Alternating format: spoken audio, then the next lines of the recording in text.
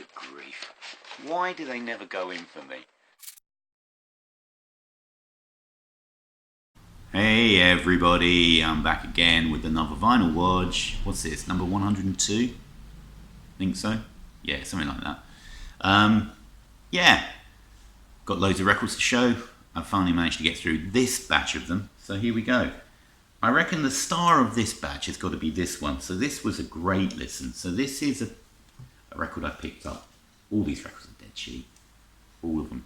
So this is an album by Bill Broomsey, Sonny Terry and Brownie McGee. Now this was, I can't remember what this was originally released under. This is a reissue, I think, from the 1960s on the Extra label. So this is basically, this was a radio broadcast. Now this is an edited version of it. I think the original version had the full thing. Or it's got a different track list. It was recorded by Studs Terkel on his Chicago radio station on WFMT, and this was it was basically just a conversation between Studs and Sonny, Brownie and Bill about the blues and what it meant to them, and they played a load of songs. And this is a fascinating document recorded in 1957. Absolutely love listening to this. So each of them gets to play, they talk about what the blues means to them, and they each get to play specific songs they feel represent the blues. There's the label. Really good. Absolutely splendid listen. And I really recommend, if you see this, it's absolutely fascinating, because getting to hear not only wonderful music, but getting to hear them speaking is absolutely brilliant. So there we go. That's got to be the star of this lot. Right. I do like a good MFP compilation, and we've got another one here. So this one is Manfred Mann's, The Greatest by Manfred Mann. So what I like about these compilations is you get a few hits, but then they kind of go into the lesser known tracks, and you get to hear maybe a different side to each of these bands rather than just the all the hits, which you're really familiar with anyway. I mean, I've got CDs of their hits, so I'm not bothered about that. Having said that, it does have like Pretty Flamingo on it, Do I Diddy Diddy, 54321's on here, but it's got some, it's got some really good tracks and some that are more duds. But it's really bluesy, kind of like R&B. It really highlights their R&B side that they obviously came from. All recorded between 64 and 68.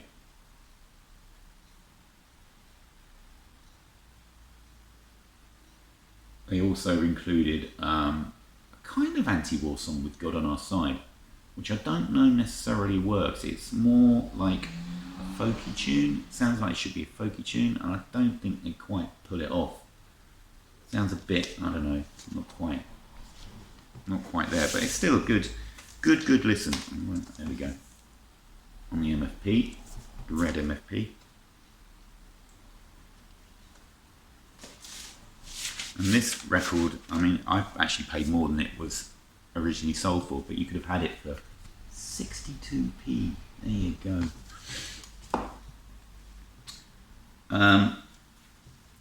As people do know, I do like a bit of country. Started picking it up, and here we've got a greatest hits from Bill Monroe. So he is the king of bluegrass, as it says on the back. First Bill Monroe I've ever heard. So this is, I think this is a 1970, I think I found out, yeah, 1973 repress of a 1968 Decca album. Great stuff. Absolutely great stuff. Some really good songs. One of them that I've got to mention is In the Pines.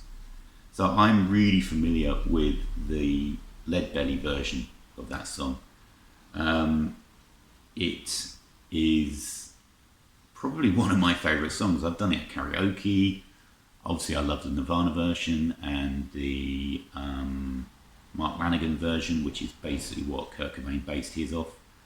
I love the Lead Belly version. But it's the first time I've heard the other version with different lyrics, actually. Much more up-tempo. Not necessarily jaunty, but it's definitely more up-tempo. Great. Really great stuff. So Bill Monroe's Greatest Hits. Also picked up this reissue of, I think this was Willie Nelson's last Nashville album. Is that right? Headley, you tell me. So this is Yesterday's Wine by Willie Nelson. And this has been called Country's first concept album. So it's a story from birth to death of a man and his relationship with God and how he finds his place in this world. Fascinating listen. Absolutely fascinating listen. Full of regret and loss. And it's a really good album. So it's an RCA record. It's got that original orange RCA. There we go.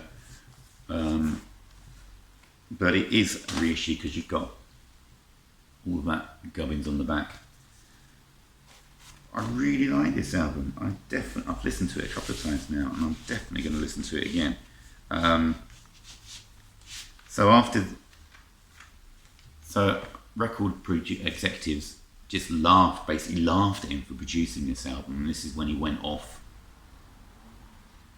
and went away from from Nashville for a while. And I think it's basically where he started changing his songwriting and came back with his outlaw country stuff. I'm sure I've got that wrong, but anyway, it's more might have the gist of it. But there we go, Willie Nelson, Yesterday's Wine. Picked up another compilation of a country singer. So this is Hoyt Axton, Road Songs.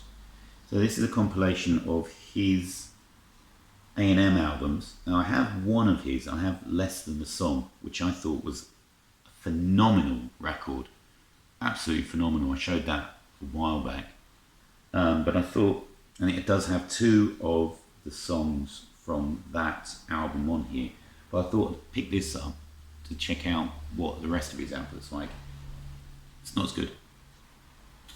There's a couple of good songs, like No No Song is it was a big hit apparently. Was it a hit in America? I think so.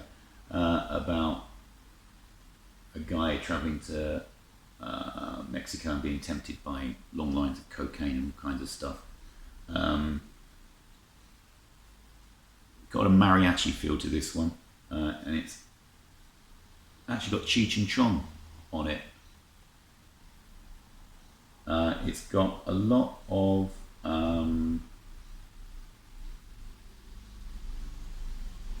Linda Ronstadt is on a few of these tracks.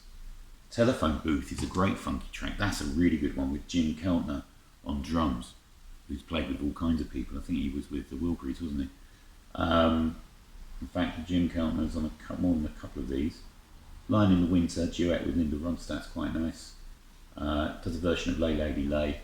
I'm kind of that's not one of my favourite Dylan songs, even, I don't know, there's just something about it that doesn't click with me, that song. Yeah, not bad, but it's just confirmed that Less Than a Song is possibly his best album, because those two songs of that album stand head and shoulders above the rest of it, and it's probably not through more familiarity with those. Right, let's do this one next. So I also picked up this from 1960. So this is nearly 60 years old. So this is Ella Fitzgerald. Beautiful mono record. Still plays fantastically well on HMV. So this is the soundtrack to the film Let No Man Write My Epitaph. Apparently Ella Fitzgerald plays a barroom singer in this, and the first side features the songs that she sang in the film, full versions of the songs that she sang in the film, and that is a phenomenal side of music. She has such a voice.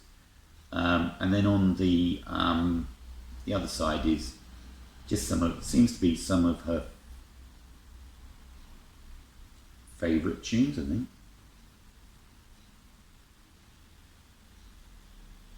Yeah, just stuff that she wanted to record, like Misty, September Song, Who's Sorry Now. I don't think that's the same Who's Sorry Now though. On this lovely, I never get tired. I've seen this on 78, so I've seen this on many albums. That lovely, I love that label, the one with Nipper. It just looks so antique, doesn't it?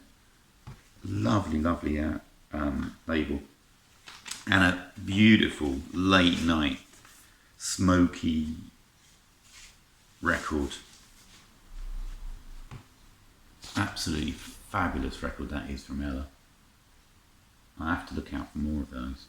I think it might have been released in the States on Verve, because we've got Verve series, so I presume this is a British version of a Verve record. And then finally, I picked this up for cheap, and probably not my favourite record of the batch by any. So this is Brand X. This is on the Charisma label. So this was a band put together as a jazz fusion band. Not my particular cup of tea. I picked it up because it was cheap and I'd heard of them. I didn't really know much about them, so I thought I'd pick it up and see what they sounded like. Then I noticed who was actually in the band, and thankfully, apart from a few fairly inconsequential vocals, you can't hear him. I actually do rate him as a drummer. There you go. I've gone on record saying I actually think he's a good drummer. It's Phil Collins.